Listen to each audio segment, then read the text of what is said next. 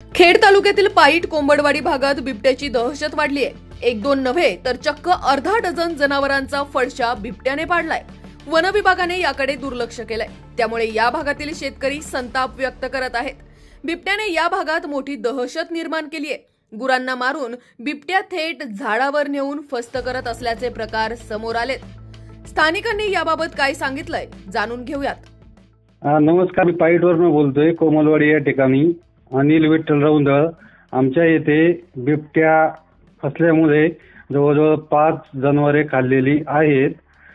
त्याच्यामध्ये संदीप सकाराम केंगले यांचं एक, बाबाजी तुकाराम केंगले यांची 2, नामदेव गोविंद रौंदळ यांचं 1, दत्तात्रय दशरथ केंगले यांची 2 वासरे व बाळू करंडे यांचं 1 वासरू बिबट्याने अक्षरशः झाडावरती नेऊन वासरू खाल्लेले आहेत। त्याचे सदर फोटो वगैरे मी आपणाला पाठवत आहे। तरी शासनाला माझी विनंती आहे की आपण योग्य तो कारवाई करावी, पिंजरा बसवावा, ही नम्रतेची विनंती। कोणताही अधिकारी या ठिकाणी लक्ष देत नाही। गेले 15 दिवस असाच विषय चाललेला आहे।